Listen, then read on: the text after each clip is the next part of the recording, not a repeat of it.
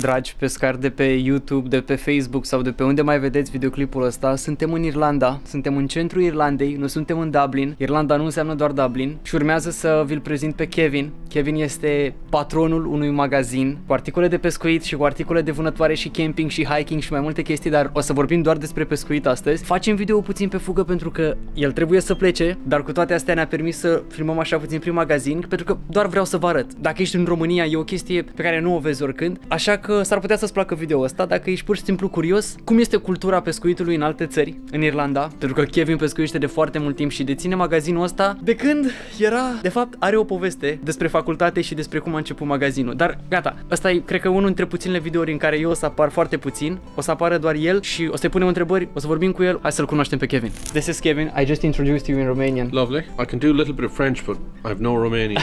Kevin owns the shop. Kevin, basically what I want to ask you is, how is the fishing going in Ireland? The culture of fishing and the anglers community, and how you started the shop. Okay. Which one do you want to begin with? Okay, we'll start with the fishing one first.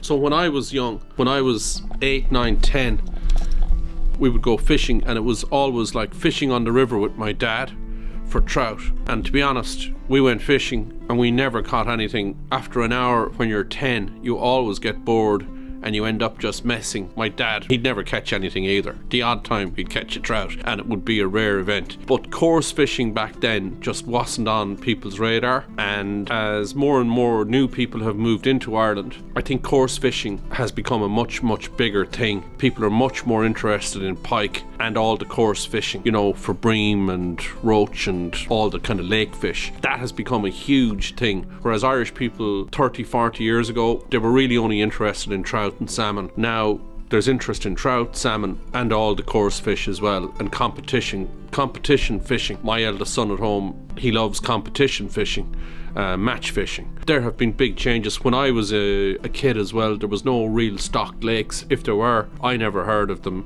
and I was never brought to them, but I don't think they were there back then. There's now quite a number of stocked lakes all around Ireland. It's expanded in the last, I would say, 20 years, and it's become much more popular. And I think social media has put a kind of a, it's very hard to make full, you know, documentaries. It's expensive on fishing, but there's an awful lot of people out there now making their own little fishing videos and showing you how to go fishing. So I think that's all helped it.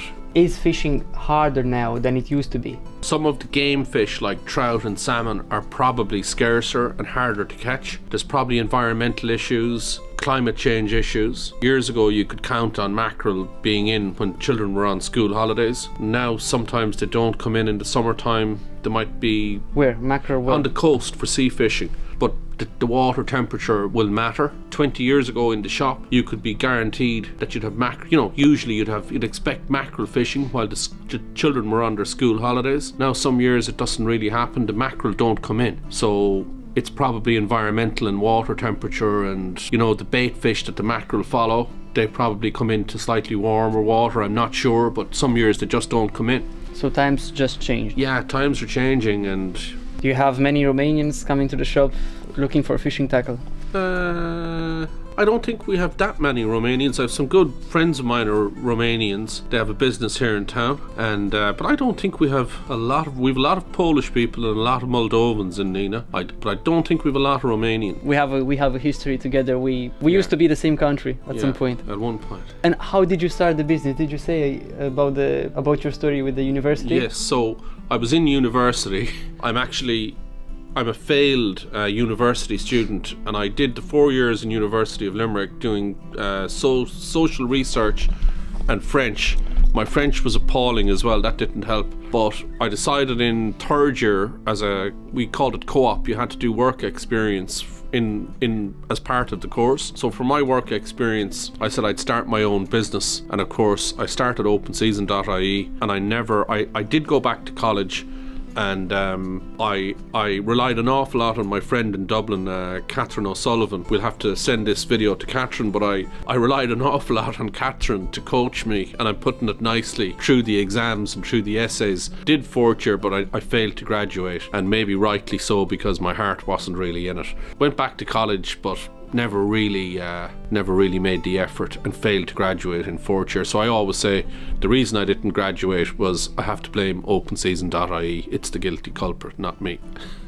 Am ajuns acasă de acolo și am realizat că nu am înregistrat niciun fel de încheiere la videoul ăsta, pentru că așa cum v-am spus, Kevin era pe fugă și n-am avut timpul necesar. Am vrut să vă arăt ce prin magazin, dar nu a fost timp. Însă Kevin îmi este un bun prieten, Kevin iubește românii, de fapt iubește toți oamenii, este un om foarte interesant. Dacă aveți întrebări pentru el, puneți-mi-le în secțiunea de comentarii, lăsați-mi-le acolo, când mă văd cu el. Promit că dacă se strâng întrebări o să aflu care este răspunsul lui la ele, pentru că este un om foarte, foarte interesant cu foarte multe povești. Eu o să încerc să iau cât mai multe povești de la el și în general cât mai multe povești de la oameni, pentru că iubesc poveștile, iubesc oamenii cu povești și cred că avem multe de învățat. Cam asta e.